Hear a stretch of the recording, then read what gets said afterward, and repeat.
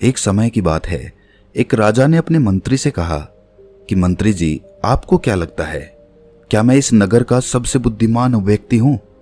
अब मंत्री तो राजा के पास नौकरी करता था, तो उसने कहा कि राजा साहब, कैसी बात करते हैं, आप नगर के राजा हैं तो सबसे बुद्धिमान नहीं हुए?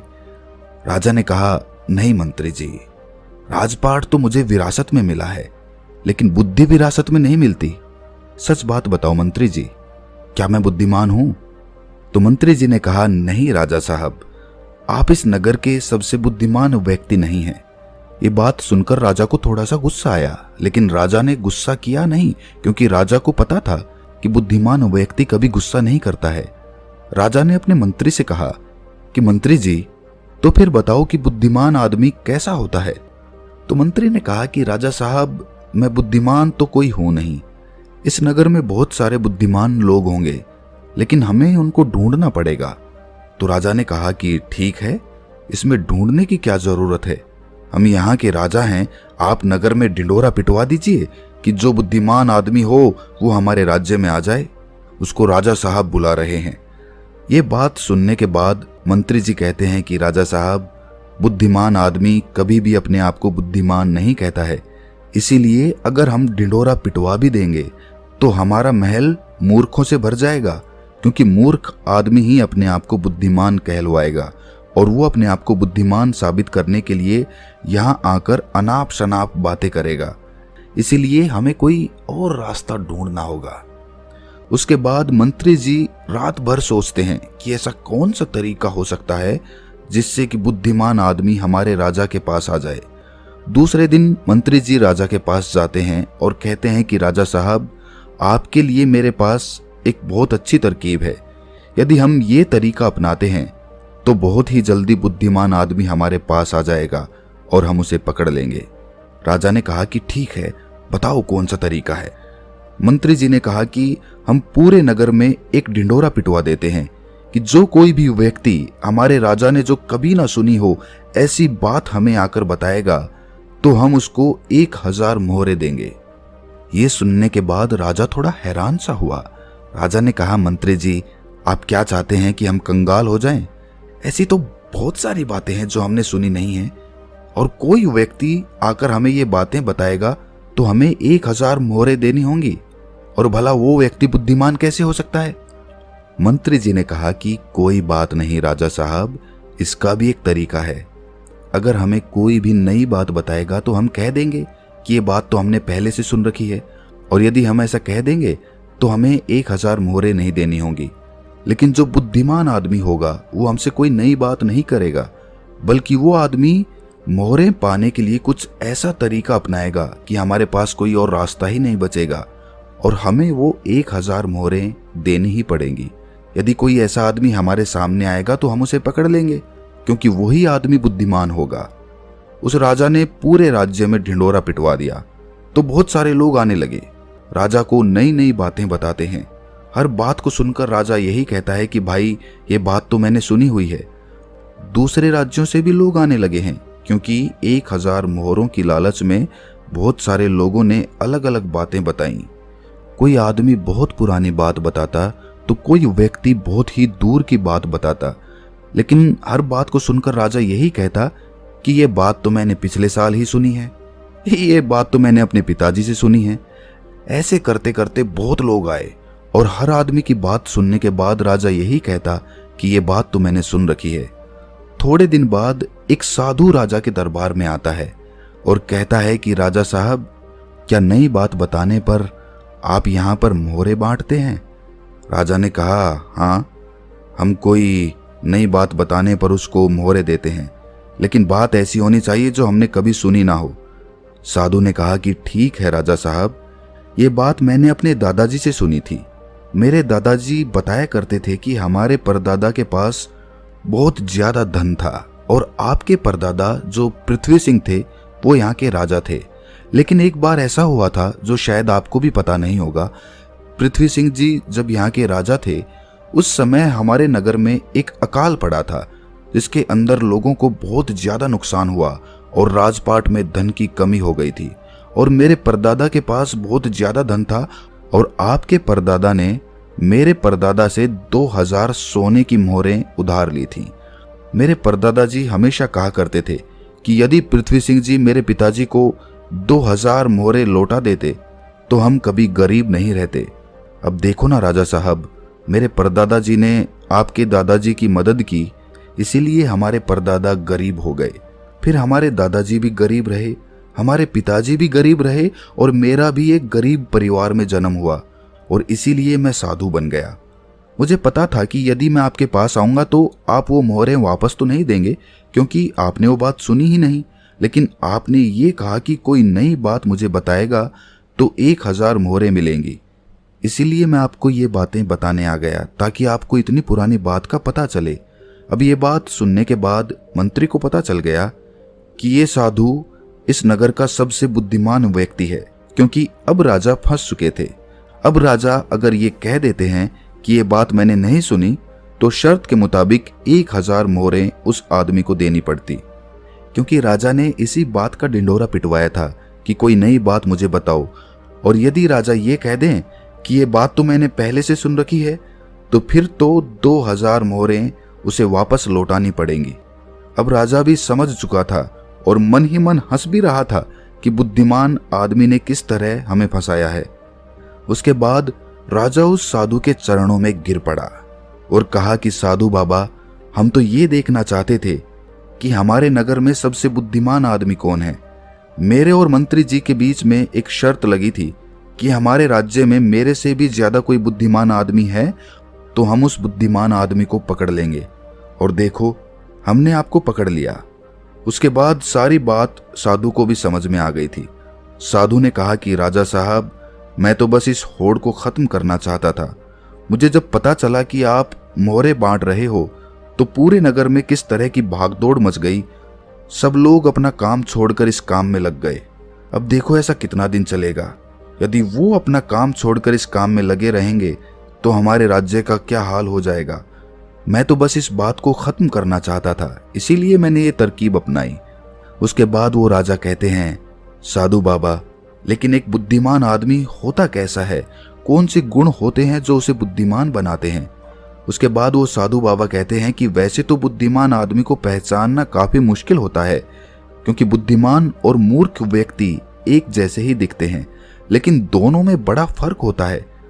आज मैं आपको ऐसी बातें बताता हूं जिससे आप एक बुद्धिमान आदमी का पता लगा सकते हैं, और यदि ये गुण आपके अंदर हैं तो आप एक बुद्धिमान आदमी हो, और यदि आपके अंदर नहीं है तो इन गुणों को पहचान कर आप बुद्धिमान बन सकते हो। उसके बाद वो साधु बाबा कहते हैं कि बुद्धिमान आदमी का सबसे पहला गुण होता है कि वो हर काम को समय के अनुसार करता है, फालतू समय को भी उपयोग में ले लेता है, और इसके लिए वो सबसे महत्वपूर्ण कामों को सबसे पहले करता है। बुद्धिमान लोग हमेशा समय को धन से अधिक महत्व देते हैं, क्योंकि वो लोग इस बात को अच्छे से समझते हैं कि इस दुनिया में समय ही वो चीज है जो सबसे निश्चित मात्रा में है और जिसे किसी भी तरीके से बढ़ाया नहीं जा सकता। इसीलिए वो हर काम की सूची बनाते हैं और उन्हें समय पर पूरा करने का प्रयास करते हैं। बुद्धिमान लोग आलसी नहीं होते, वो अपने काम को टालते नहीं हैं। आलस्य को वो अपना सबसे बड़ा शत्रु मानते हैं। वो खुद को इन आदतों का शिकार कभी नहीं होने देते। काम को टालने की आदत है जो इंसान को कभी आगे नहीं बढ़ने देती। दूसरा गुण जो बुद्धिमान व्यक्ति की पहचान होता है वो होता है कि उसको किसी से कोई शिकायत नहीं होती।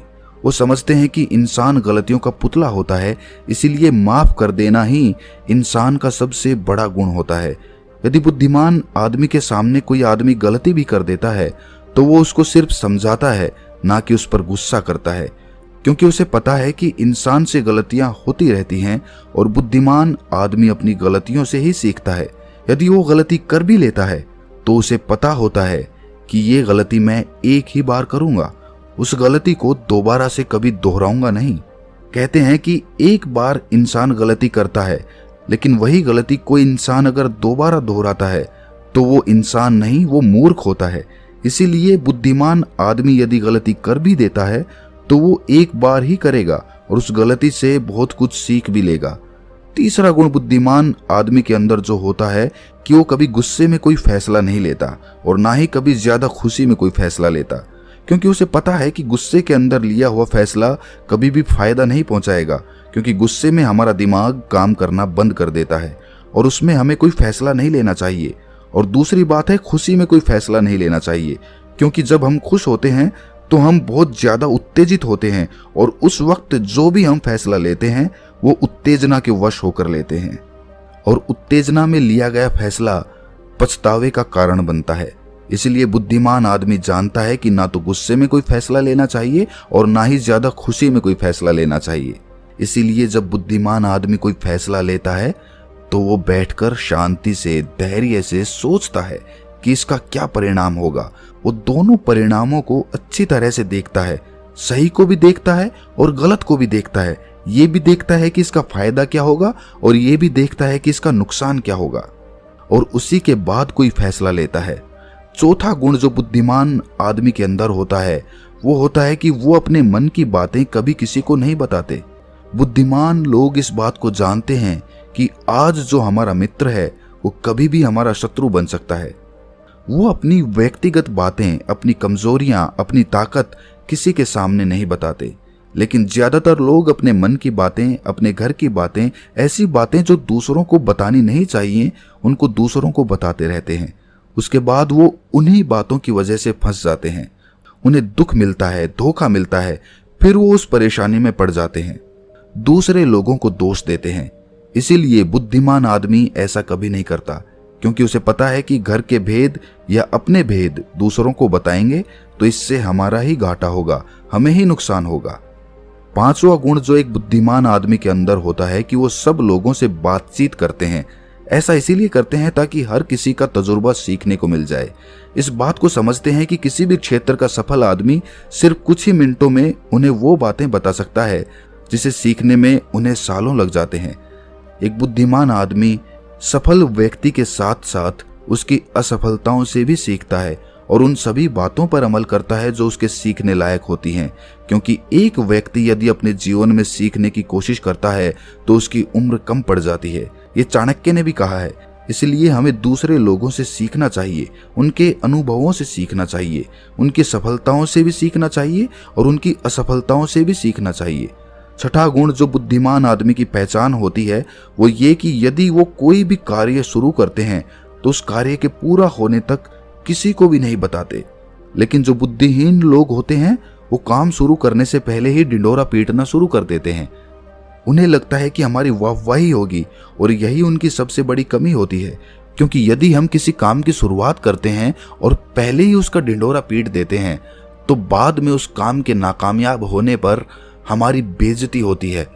लोगों की नज़र में हम असफल आदमी की श्रेणी में आ जाते हैं और यदि हम अपने काम को शुरू करते वक्त किसी को उसके बारे में बताते नहीं हैं तो काम पूरा होने पर लोगों को खुद ही पता चल जाएगा और वही लोग बोलेंगे कि ये आदमी कितना शांत है, अंदर से कितना अहंकार शून्य है कि इतनी बड़ी कामयाबी हासिल करने के बाद भी इसने कभी किसी को कुछ नहीं बताया।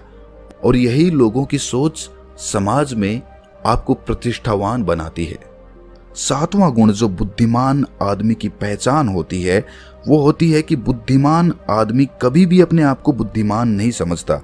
वो हमेशा शिष्य बनकर रहता है, गुरु कभी नहीं बनता, क्योंकि जब आदमी कोई गुरु बन जाता है तो उसकी सीखने की क्षमता खत्म हो जाती है। वो दूसरों को सिखाता तो है लेकिन खुद कभी नहीं सीख पाता। लेकिन एक बुद्धिमान आदमी कभी भी अपने आप को सीखने से रोक नहीं सकता। वो जीवन पर्यंत कुछ ना कुछ सीखता रहता है, क्योंकि दुनिया में कुछ भी सीखना हो तो हम छोटा बनकर सीख सकते हैं। बड़ा बनकर, अहंकार से भरकर, अपने आप को बुद्धिमान समझकर कोई चीज सीखी नहीं जा सकती है। इसके बाद वो साधु महात्मा कहते हैं कि इसीलिए राजा साहब आपने इतना अच्छा तरीका निकाला। एक बुद्धिमान आदमी को पकड़ने के लिए यदि आप सीधे ही लोगों को ये बताते कि कोई बुद्धिमान हो और हमारे राज्य में आ जाओ तो बहुत सारे मूर्ख लोग आ जाते, क्योंकि बुद्धिमान आदमी नहीं आता, क्योंकि वो अपने आप को बुद्धिमान मानता ही नहीं है। और ये बुद्धिमान आदमी का सबसे बड़ा गुण होता है। आठवां गुण जो एक बुद्धिमान आदमी में होता है वो ये कि बुद्धिमान आदमी अपने हर काम को ध्यान बना लेते हैं। बुद्धिमान आदमी को पता होता है कि दुनिया में कुछ भी संग्रह कर लो, यहाँ पर कुछ संग्रह करने जैसा है नहीं, क्योंकि मौत के बाद हम एक भी सुई अपने साथ नहीं ले जा सकते। इसीलिए वो ध्यान और आध्यात्मिकता को ज्यादा महत्व देते हैं। वो ऐसा तरीका ढूंढते हैं जिससे उनका हर काम ध्यान बन जाए। बुद्धिमान आदमी किस तरह अपने हर एक काम को ध्यान बना लेता है, उस पर हमने एक कहानी पहले ही बना रखी है, आप उसको देख सकते हैं। उस वीडियो का लिंक आपको डिस्क्रिप्शन में मिल जाएगा। 9वां गुण जो एक बुद्धिमान आदमी की पहचान होता है वो ये कि बुद्धिमान आदमी बहुत जल्दी उत्तेजित नहीं होता। चाहे कितना भी बुरा समय हो, चाहे कितना भी अच्छा समय हो, वो स्थिर बने रहते हैं, वो शांत बने रहते हैं, और यही उनकी बुद्धिमानी की सबसे बड़ी पहचान होती है। आम आदमी थोड़ी सी खुशी मिलने पर बहुत ज्यादा उत्तेजित हो जाता है, या फिर थोड़ा सा दुख मिलने पर बहुत ज्यादा दुखी हो जाता है, लेकिन एक बुद्धिमान आदमी जानता है कि समय हमेशा बदलता रहता है। यही समय की आदत है, यही समय की फितरत है। समय कभी भी बदल सकता है। अच्छा समय बुरा हो सकता है और बुरा समय अच्छा हो सकता है। इसीलिए वो दोनों पहलुओं को सोच के चलता है और दोनों पहलुओं से बाहर आकर उन पहलुओं को देख पाता है। तो दोस्तों, कैसी लगी ये कहानी आपको कमेंट सेक्शन में ज़रूर बताना, और अच्छी लगी हो तो इस चैनल को सब्सक्राइब करके कमेंट सेक्शन में अपनी राय या फिर जिस भी विषय में आप कहानी सुनना चाहते हैं उसके बारे में लिखकर हमें ज़रूर बता सकते हैं। तो मिलते हैं किसी अगली कहानी में, तब तक के लिए अपना ख्याल रखें।